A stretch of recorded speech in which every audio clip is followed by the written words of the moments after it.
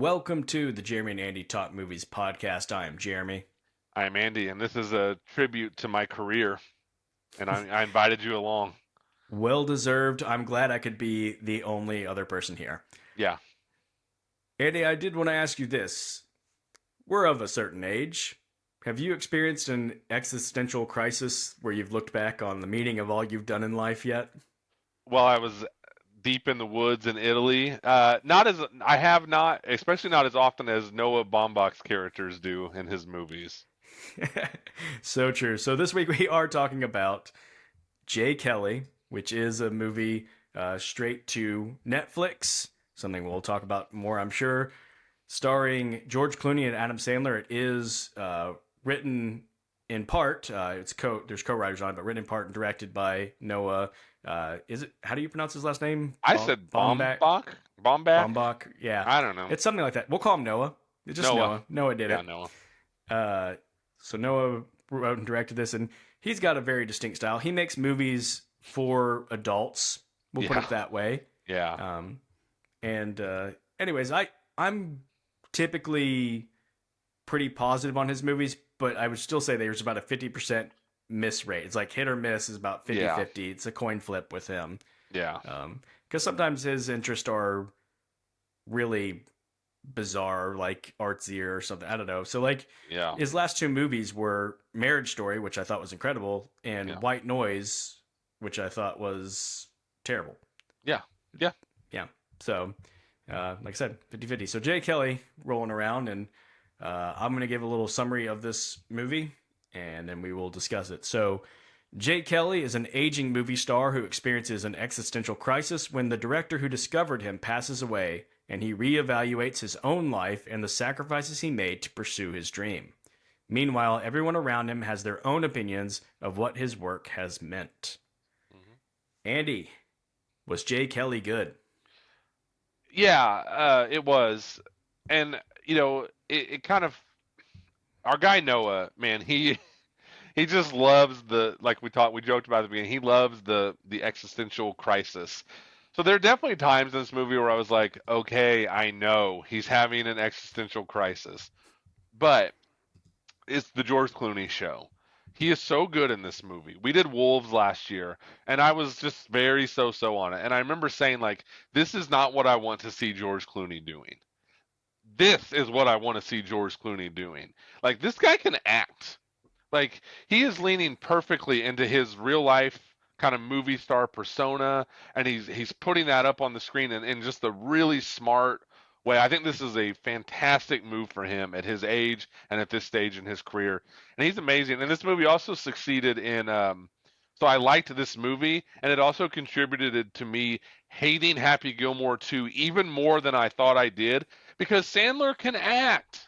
It's so frustrating to watch him in this movie and then think about Happy Gilmore 2 where he is literally just screwing around. And in this movie he's doing real stuff. So I said a lot of things, but yes, I did enjoy this movie. Yeah.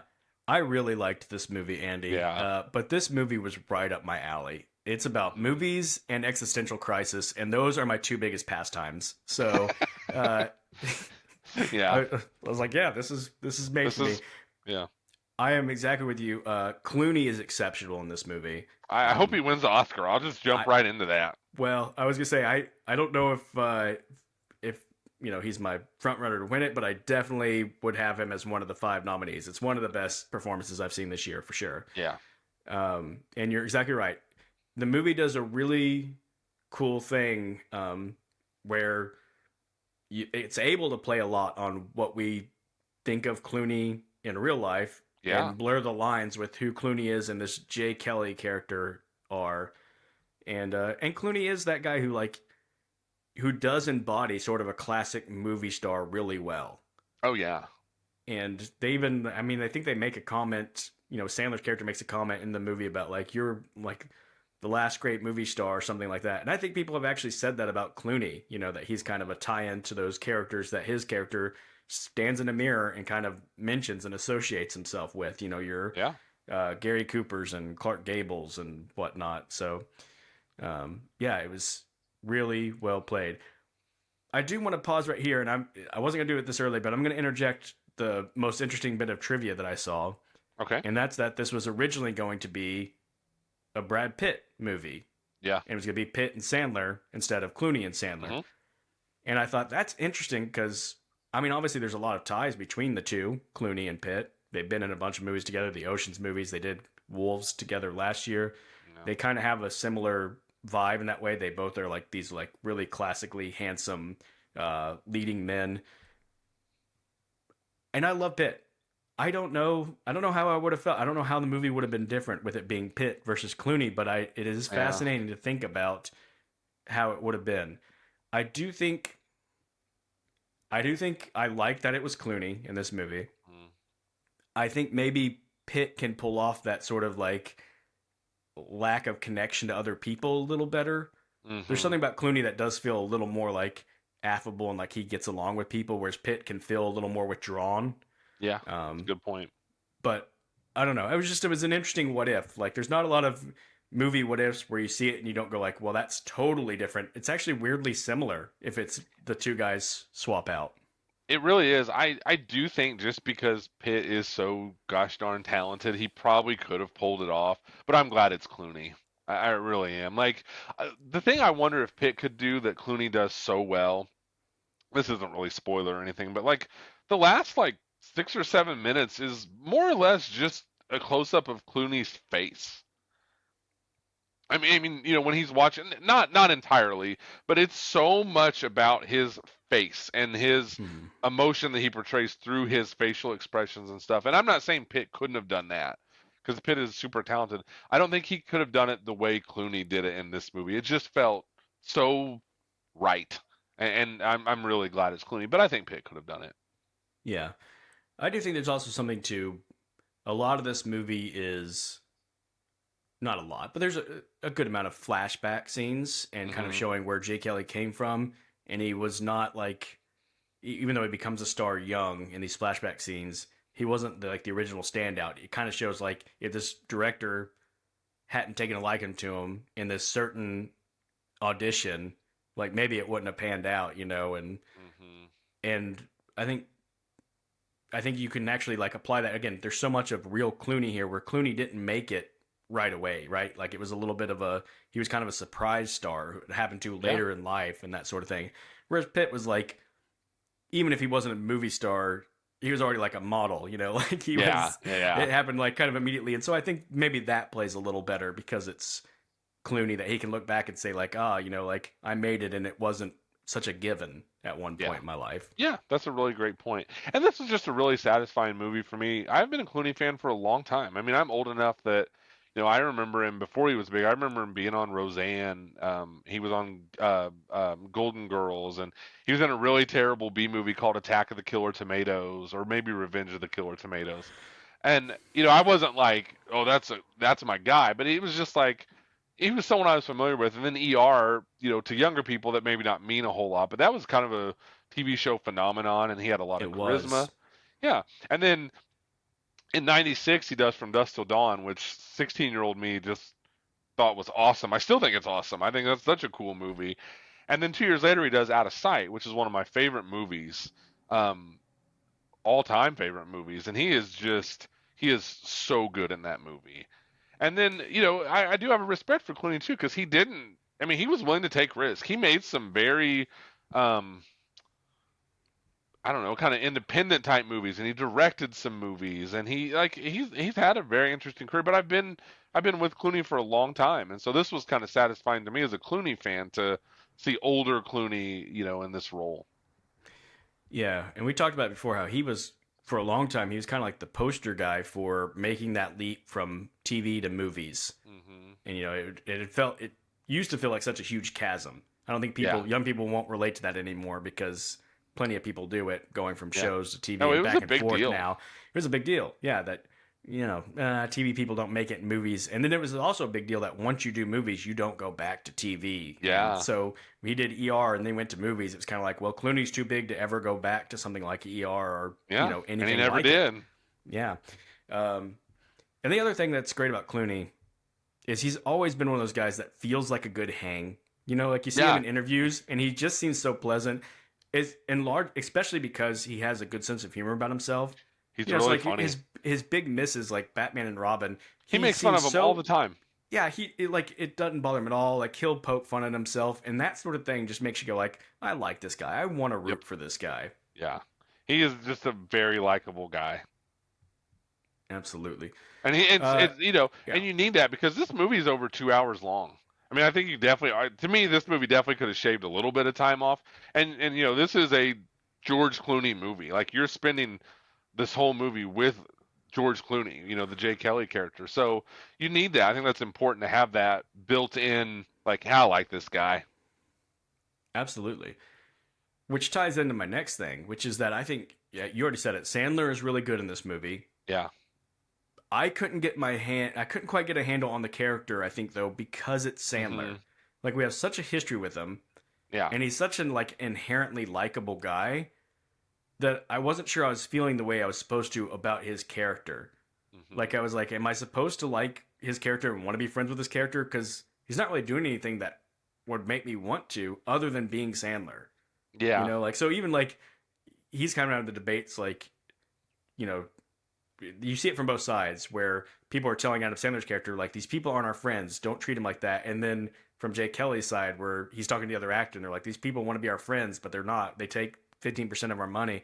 And you're going like, well, why wouldn't you be friends with Sandler? You know, like Yeah. Yeah. he's Sandler. And so I was like, I don't know if it's getting in the way. Now that said, I also don't know if maybe it was written for Sandler and you know, Noah wanted this guy to have this inherent likability, and that's why he got Sandler. And seeing like that it was originally going to be a Pitt and Sandler collaboration makes me think Sandler was always the guy in mind. It kind of feels that way, doesn't it? Yeah, and I'm like, well, then of course it works perfectly if that's what you were going for. But I don't know. There was times when I was questioning, like, am I supposed to feel like this guy's not a great guy?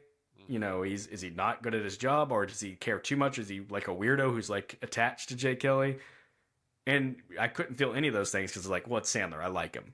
Yeah. Yeah, and I don't know. And yeah, I would agree with you questioning maybe the character a little bit, but just my point is just like it's so nice to see Sandler not just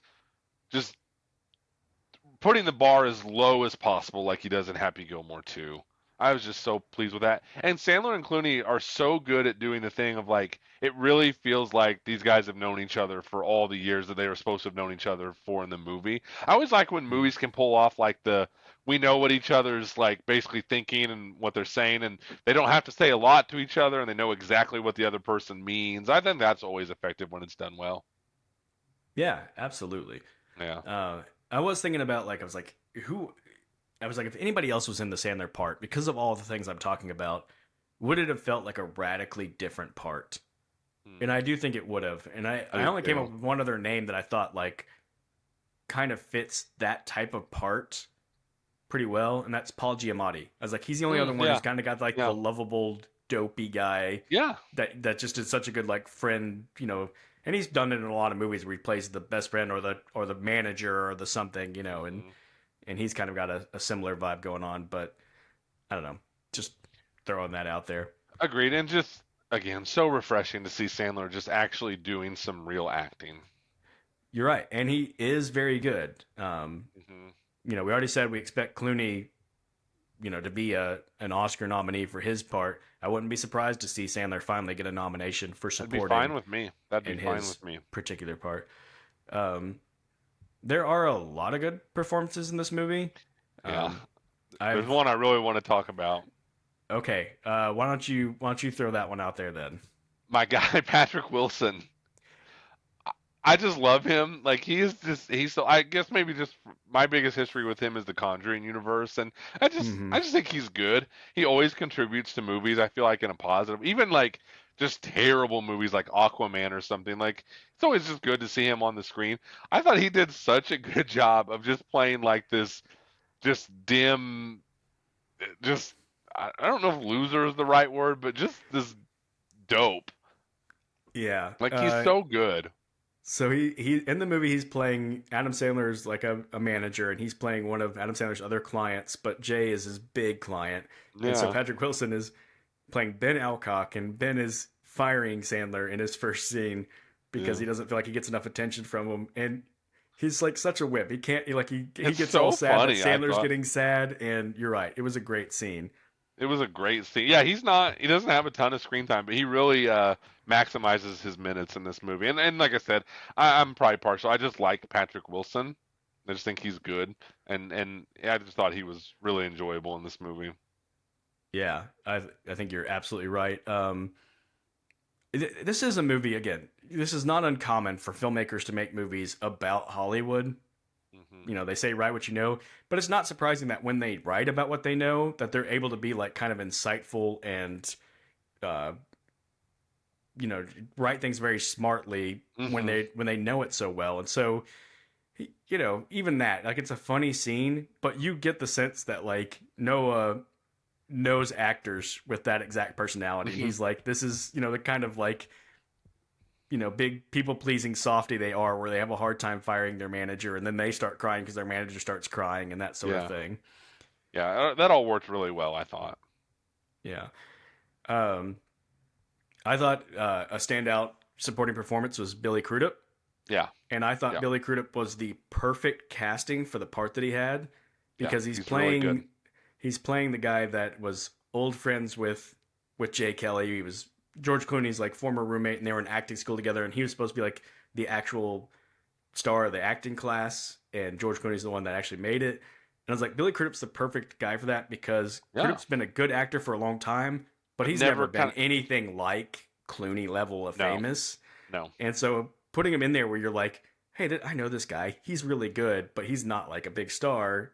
Playing this guy who didn't make it, it was perfect. But he's got to have talent too. So like, uh, yeah. I mean, his scene of him doing the like reading the menu and then now do it with an emotional take.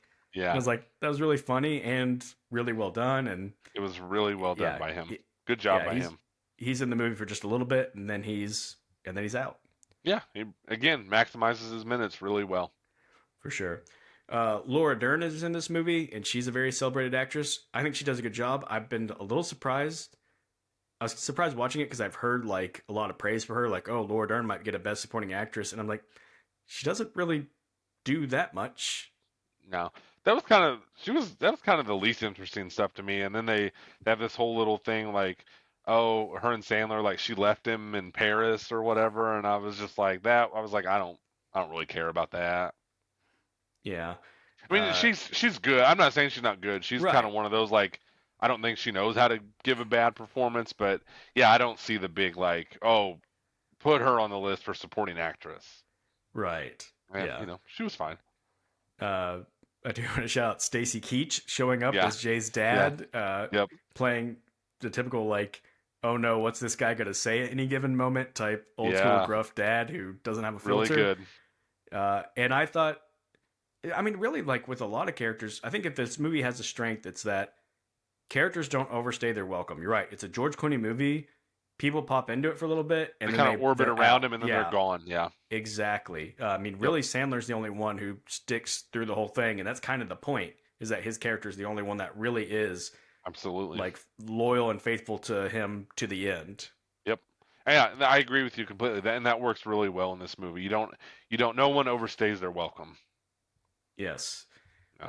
I mean, like I was a little surprised when Laura Dern made her exit from the movie and Hmm. doesn't come back. I was like, oh, she's She's just gone. gone now. Yeah. Yeah. And like you said too, like going back to Noah, write what you know. I enjoy just kind of like the little lines that really don't mean a lot to the overall movie, but just contribute to the quality of it. Like I really liked the beginning.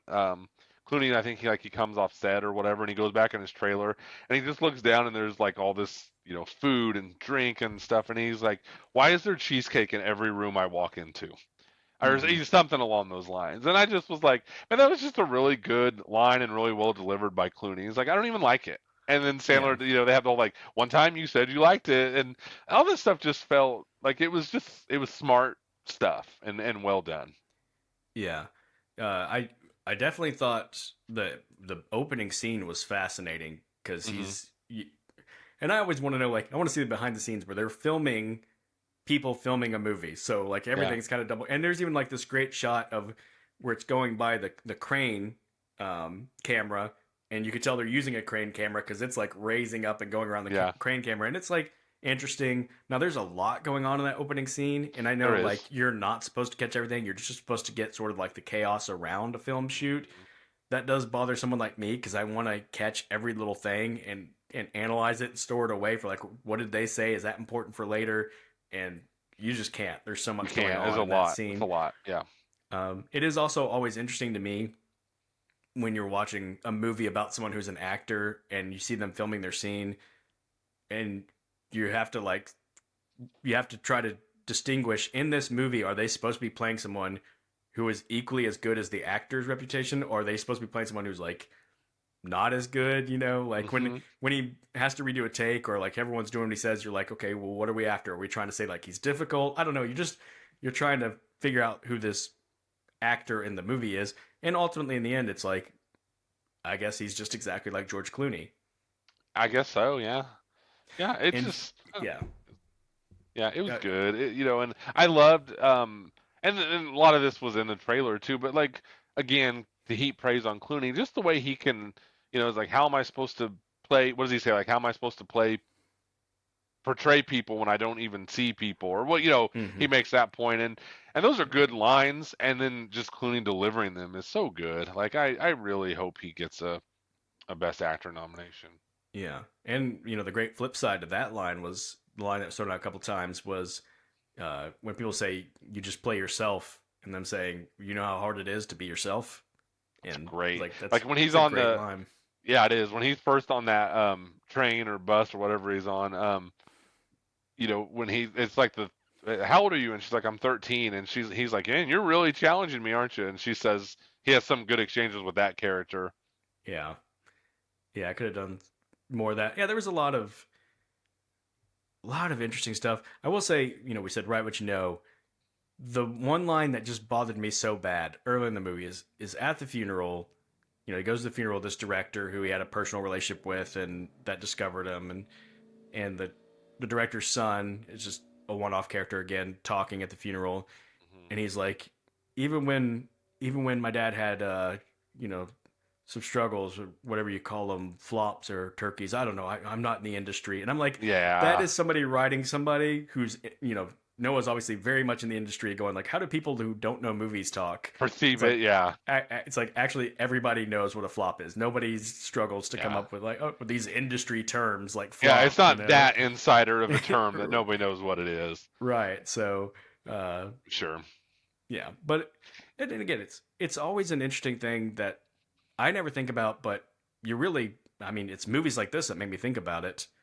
That these people who are very into movies, how often their families are like totally disinterested in it, Hmm. probably because of their parents. So like his one daughter who just like Does not went care so that far he's. away. Yeah, this Yeah. director's son who's like, what? I don't do anything with the industry. Just I don't think that's something that people who are in the movie business deal with. Like we talk about all the time. Like we don't have a lot of friends who watch a lot of movies, and sometimes they have no idea what we're talking about. I guess it's probably pretty frustrating too for people who give their whole life to making movies, and then the people in their family are Nobody like, "It's just cares. movie, it's movies. I don't care." Yeah, and and yeah, that is interesting, and it's interesting with the daughter character, the one daughter character, because it's like that's the kind of stuff like especially like in a Noah movie where like you do feel like you've seen this kind of stuff before, like oh the parent and the child who don't know how to connect to each other. It just feels very like independent movie, very Noah type of movie. But then like just to put the different twist on it, like when he calls her when he's in the woods, having his big crisis, and then the way they portray it on the screen is that she's standing there next to him and they're talking, but they're really not. They're on the phone with each other, and like that Hmm. stuff was good. And yeah, it was kind of familiar beat for like these independent, like deep thinking movies to have the estranged parent and child, but like it's done really well, and Clooney's up to the challenge, and the girl that plays his daughter does a good job, I thought, with that stuff. Yeah, she does. Yeah, it's I good. liked all the flashback scenes where it's always like Clooney as his older version is like walking on to these into Hmm. these rooms and observing his younger self, Yep, experiencing these things, and uh, I thought that was a cool way to do it, to I weave did those too. things into the story Thought it was too. Made it and give made us it feel just a background. little bit more fresh. Yeah, Hmm. yeah, I really enjoyed that. And it's also just super interesting to me that by the time they do get to this big tribute at the end, they show like this career, video about the Jay Kelly character, and it's Clooney's like George Clooney's actual movies. And I was like, Yeah, that was really that was an interesting choice. I I was about to bring that up to you and ask you what you thought because that was I I it. I, I, I They, Go ahead. yeah, I was just say it was obviously in movies like this. Sometimes they just make up a bunch of fake movies and show clips from that. I kind of liked it because as you're watching it, it makes you feel as someone who's followed Clooney's career. It kind of was like a tribute to him, and you're like, man, like this is making me feel more than I think a bunch of clips from made up movies would have done. That's exactly what I was gonna say, and it was just kind of fun as a movie fan to be like, oh, I just spotted, I like at one point when it was just showing his face, it wasn't showing the video they're showing. It drops a line from Dusk Till Dawn, which is I've just been a fan of that movie for like 30 years now, and I was like, oh, From Dusk Till Dawn, that was nice, and I think they Yeah, did. It was some like just made up stuff that they filmed for the Jay Kelly movie. I don't think it was entirely just real Clooney stuff, I don't believe. But I just thought that was a really interesting choice. yeah. I mean, they may have. There was I think it was mostly him though. Like I think it was. there. What's fun is seeing movies that are like you're saying some of his lesser movies because in a movie like this where they're trying to make him a big movie star, they could have tried to make it look like every movie you make is prestige. Yeah. But throwing in clips from like The Peacemaker with him and Nicole Kidman, which is a movie Which is that just a very it's B it's a action movie. it's a very average movie that I do think of fondly, but it's a Yeah, very same. average action movie. Mm. And seeing clips from that in there and be like, yeah, you know what? Movie stars have clips from movies that are just, I Just tried to make an okay. action movie. It was okay. Yeah, not Yeah. everything's prestige. Yeah, at one point they show like young Clooney with this big huge head of hair and like a leather jacket and stuff. And I really enjoyed that. It was an interesting choice for sure, but I as a movie fan and as a Clooney fan, I really liked it. Yeah. I also like that the ending didn't give you some grand resolution, Mm. right? Like it wasn't like, and then all of his family showed up and everything's And going to be everything's great. A-okay. Yeah. It was like, now he's at the end, like nobody's there except for Sandler. And then the people from the train who got tickets from him Yeah. did show up. And then as he watches, I don't know, once again, it kind of leaves it up to your interpretation of what you're supposed to assume he's feeling. But Yep. he had a line to the daughter when he wanted her to come. He's like, this all had to have been worth something. Basically, all these sacrifices I made in order to become a star and stay a star, the sacrifices I made were that I didn't spend time with my family because I kept having to do things to stay a star. And when he watches this tribute, I think we're meant to get the idea that like he's watching going like, I am proud of what I did, even Hmm. though it did cost me all this. And I'm not saying it was worth it, but at least as I'm watching this tribute, I'm going, I did get to do a lot of cool stuff. I would agree with that, and I like it when it's done well, of course, but when it does kind of leave it up to you, it doesn't push you in one direction. Really, the resolution kind of comes in that phone call in the woods with the daughter, where she's like, you know what, I'm fine, and you're fine. We're just not going to be fine as dad and daughter, and you're just like, oh, okay. So it's like it doesn't end on a real happy note. It kind of gives you a little bit of like the resolution of just like, hey, it is what it is, and we're both going to be okay. And yeah, it was like you said, Noah just makes sophisticated movies for adults. So he's not ever gonna, I don't think, take just the easy. Everything just works out perfect. Yeah. Yeah, No, uh, yeah. So I really enjoyed this one. me too. Glad again. Uh, as far as Netflix movies goes, obviously I'd like to see everything in theaters. At least this is the type of movie that wasn't like, why I needed to see that scene in theaters because there's not like big action or big set pieces. Like, Yeah, it didn't. This one didn't upset me as much. It just always does upset me that like it always catches me by surprise. Even though I knew this movie was coming, it's still like Saturday, and I'm going, oh wait, didn't something come to Netflix yesterday? And then I look it up, and like, oh, Jay Kelly came to Netflix yesterday. I should watch yeah, that. So yep. it just comes out to Again, such little fanfare. it does. And again, if you tell me, hey, there's a movie coming out in theaters, Clooney's getting some Oscar buzz, Noah's got to have a little bit of pull. Marriage Story got, I mean, Scarlett Johansson got a nomination. Like it got some Oscar attention. Like I would have gone to see this in the theater. you're right. It doesn't really Yeah. hurt it necessarily by seeing it at home, but I would have gone to see this in the movie theater. Yeah. But Noah's one of these guys that, like Fincher, I think it must be a creative freedom thing. He's just been working with Netflix. I mean, this is Yeah, his third straight movie that is just a Netflix movie. yeah, And so I don't know. I don't know I what know. kind of deal he has, if it's gonna keep going like this or not. But Yeah, I mean, this is like got to be like six in a row or something for Sandler. yeah, Sandler. Like he's just basically all Netflix now, isn't he? Yeah, I mean, I'm trying. I'm racking my brain trying to think of the last movie he had that was a theater movie, and it might have been I like know. Grown Ups 2. Oh boy. Yeah. Yeah, Such is the world we live in. But yeah, a big fan of this movie. Really, really gives me something to look forward to. As far, I mean, I'm always interested in the Oscars, but now this is something I can really latch onto and really be pushing and hoping for Clooney to get a nomination. absolutely. Hmm. All right, we have one more thing we want to discuss today, Andy, Yeah. and this is Yeah. something that kind of came kind of out of nowhere. Except for that, from what I understand, it's been something that's been on the record for a long time since But it's 2007, but kind of just just now. just now was really brought to light, or kind of made a big deal about, and that's that Quentin Tarantino. I guess because he was talking about his best movies of the century so far, because we're Yeah. about 25. I mean, we're 25 years in, so it's quarter of the century.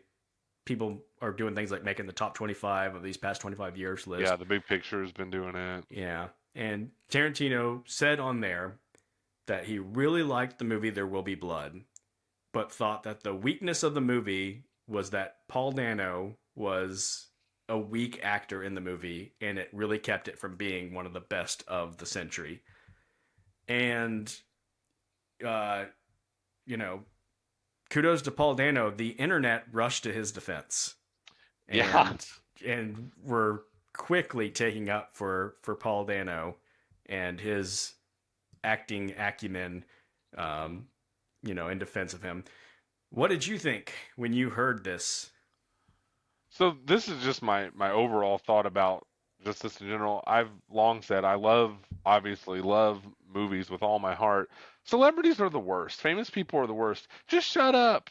I mean, it's hard because you're Tarantino and you're a big deal in Hollywood, and you have the right to your opinions. I mean, that's what we do on here. We just give our opinions, and sometimes we're negative and critical towards people. We Mhm. poured Dakota Johnson. We didn't have a nice thing to say about her and Madam Web, but like Or Tarantino, since. yeah, yeah, and no, not since then. Yeah, he has the right to his opinion, but I just don't understand why these celebrities shoot themselves in the foot so often by running their mouth and saying something that really didn't need to be said. And now I'm already, I'm seeing Tarantino backlash, and like you talked about it, people really jump to the defense of Paul Dano, and um, it just seems so unnecessary. It's like, dude, you're Tarantino. You've got it made. You get to do what you want when you want. You make the movies you want to make on your terms. At this stage in the game, why stir up any controversy? And maybe that just speaks to, our opinion on this. Maybe just speak to us as people. Because I'm just like, I don't want drama and controversy in my life. So a lot of times I just keep my mouth shut about things. And I don't understand why celebrities don't follow the same thing. And it just now there's a little bit of negativity around Tarantino, and it's like, dude, why would you want that at this stage in the game? Yeah, it was definitely a bold thing for Tarantino to do. Yeah, Um, that said, I'm normally I'm not like this. Normally I'm like you. I'm like, why are we stirring up controversy? Why don't we just let everybody love everybody? Let's just get along. I kind of like this one, and I think the reason I like it is because it's such a strange take. Because I've never heard anybody say anything bad about Paul Dano. right. Like he kind of seems just like a nice guy, and so Mhm. for Tarantino to come out with this strong take about Paul Just Dano, I it know. just it cracked me up. But here's what I will say about Paul Dano: I think Paul Dano's a good actor. Hmm. I do think that he definitely gets a bump from that. He's not really that handsome, so he's a good actor type Hmm. opinion. Sure. And some people get that. Like, he's an unorthodox looking guy, and he Hmm. pretty much only does prestige, artsy type movies, in part because I think guys like him don't get movies Yeah, that they're are not offering him the lead in F1. exactly. Yeah. So some of its limitation. But if I'm being fully honest, like, I like Paul Dano. I've never loved Paul Dano. I've never Yeah, watched a movie and thought, you know what the best part of that movie was? Paul Dano. I've always thought he's serviceable. So like when Tarantino's going out and be like, I thought There Will Be Blood would have been better with somebody other than Paul Dano, and everybody freaks out and is like, Paul Dano's amazing. I'm like, is he? but is he? You know, I don't. No, Yeah, and I don't. right, there is a part of me, and there's a part of me that feels that way too. Like, and like I said, anyone has the right to their opinion. That's like what we do on here. I don't expect everyone in Hollywood to just, you know, be so far up their own bus that they just think everybody gives a great performance in every movie ever in history. But it's also Yeah, this part of you that's just like, man, Tarantino, what a weird shot to fire. yeah. My guess is he is a strong, opinionated person, but my He guess is he's is. probably just gets really annoyed by the amount of praise going the other way, and it probably just like fuels his frustration. You know, like I think I've talked about before when Gladiator was Best Picture, and everybody was heaping praise on Gladiator. Like I didn't like Gladiator, Like people, it's and how not much that good. praise, yeah, how much praise it got made me like hate No, I Gladiator. get it. Like, I and I get it. would badmouth Gladiator, and it's like, is it that bad? No, it's not that bad. But like, It's not I the just got so best tired of movie of praise. the year. And I wonder if Tarantino is like, he's just never really cared for Dano, and every time he gets praise, it just irks him a little more, and it's And just been finally it just stoking the boiled fires. over. And he's like, Dano sucks, you know. Like, I mean, that's not I his don't wording, know. but basically what he said. Yeah. And I yeah, mean, that just kind of begs the bigger question. Like, who knows what goes on in Quentin Tarantino's head? yeah, absolutely. He's a And he's a weird guy. he is, and he likes such weird movies. Like, I guarantee you, there's actors way worse than Dano who Tarantino loves. Yeah. So, Oh, I you know, guarantee. And he's kind of just been on a heater lately. Like he was ripping the Hunger Games to shreds the other day, and he's like, "Man, the this Japanese movie, I don't even remember what it was." He's like, "Those people should have sued the creators of the Hunger Games into the ground because it's just a ripoff." And you're like, "Whoa, whoa, whoa, whoa, Tara." And I'm not here to like defend the Hunger Games. I'm just saying like he's just been on a heater right. lately. I don't know what And, his deal is. and it's hilarious that Tarantino, the king of the homage, where he's like taking direct shots from other movies, is Yeah. mad that somebody ripped something off, and it's like, okay, you know, like there's a thin line between what you do and ripping something off, Tarantino. There absolutely is. And my counter argument would be like, okay, so everyone loves Reservoir Dogs, including me. There's a movie that came out, Reservoir Dogs is 92. There's a movie that came out, I want to say like 89 or 90. I think it's called City on Fire. It's Reservoir Dogs is a ripoff of that movie. I'm telling you, like that movie is he ripped so much off from that movie for Reservoir Dogs, but it just nobody knows about that movie. So it's like you have to be careful when you're going to be outspoken like that because there's usually something that somebody else could throw back into your face. So, the right answer is I wish Tarantino would stop worrying about what everybody else is doing and just make another movie. Yeah, make another Because movie, and then we're you know what he what should like do after five that, or Andy? six. What's that? Yeah, he should make another movie. He Because should. even though he put this arbitrary 10 limit on himself, Who cares? which I Like, think is really what's driving him crazy, I think he put him, we've talked about it, he backed himself into a corner, and mhm. now he's so worried about, like, well, this is the last one I can make, so he's overstressing it, And he's and just he's lashing just, out at yeah, everybody. exactly. And it just so happened it was the Hunger Games and Paul Dano that were in the line of fire. Yeah. I don't think Paul Dano's had any response, but I would actually love it if Paul Dano would just come out and start going at Tarantino, call him the most overrated director or something. That would That'd be be kind of hilarious. amazing. I'll say this Yeah. in defense of Paul Dano. I thought he was awesome in Matt Reeves as the Batman, as the Riddler. Yeah. See, I I thought he was didn't like awesome. that performance very much. I did like that performance. I So thought he had very little screen time and he was trying to do the most with it. I So liked it. I liked I it. know I'm not supposed to dislike it when I talk bad about it. People are be like, no, no, no, but no, Andy and Paul Dano versus Jeremy and Quentin Tarantino, the new feud for uh, 2026. we'll see if we can get that See if we can lined get up. that going. Get Yeah. them both on the pod. Just have a good old fashioned street fight. Yeah. Yeah, Uh, and really the other ultimate takeaway is just that celebrities are just weird people.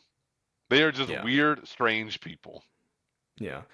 And then, my final takeaway would be Paul Dano's not, to me, what stopped There Will Be Blood from being one of the best movies of the century. The fact that it is a very boring movie stopped it from being one of the best I movies of the century. I do agree with you on that. Yeah. And, here's the thing: There Will Be Blood is doing just fine. Paul Dano's doing just fine, and Quentin Tarantino's doing just fine. Like everybody's already winning, so I don't know why Tarantino has to stir up this old stuff. I don't know. It was weird, but like I said, celebrities are just weird people. So Yes, they are.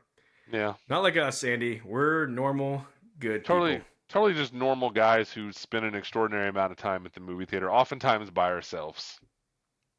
Yes, indeed. Yeah, totally normal. Um, I do want to share just a quick anecdote.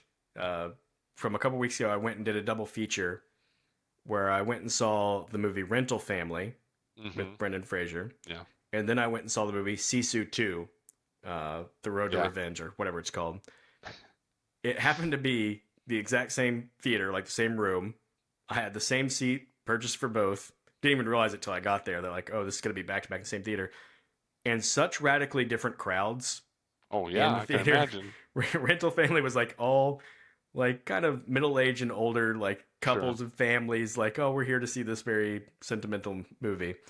And then you go out, kind of take your time, walk around a little bit, come back in, all dudes.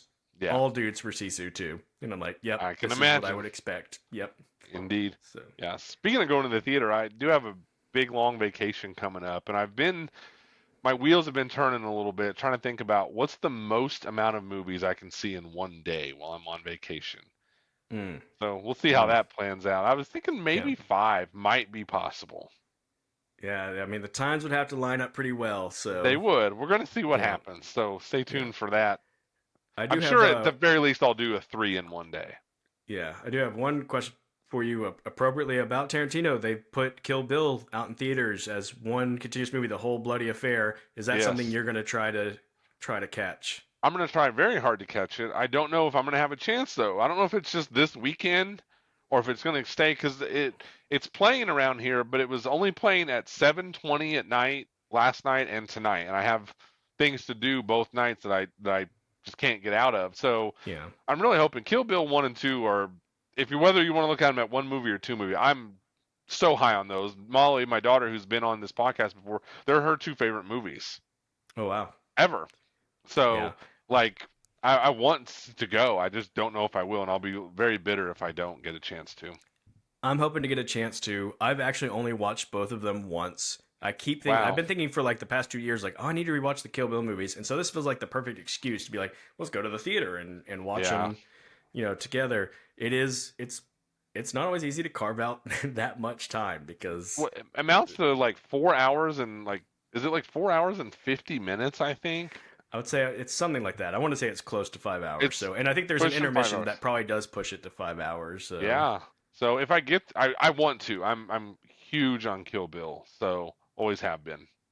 yeah, well, we'll see. Maybe we'll both get to do it. Maybe we'll do a That would be special awesome. episode if we I if we would manage love to do that. so. I would love All that. right.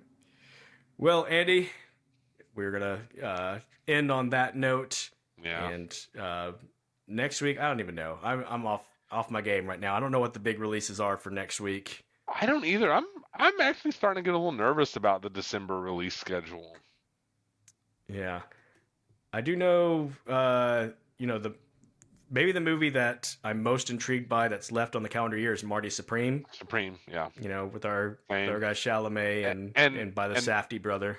much like death and taxes, going to see and podcasting on Avatar is inevitable. Yes, that is true. You're Yeah, correct. yeah. So How about having to carve out large chunks of time?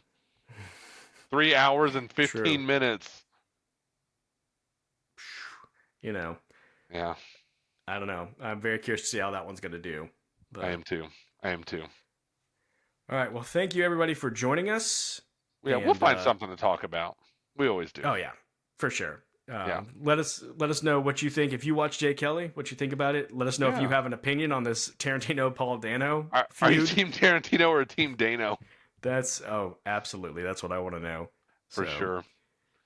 and then we will see you guys next week. We'll see you next week.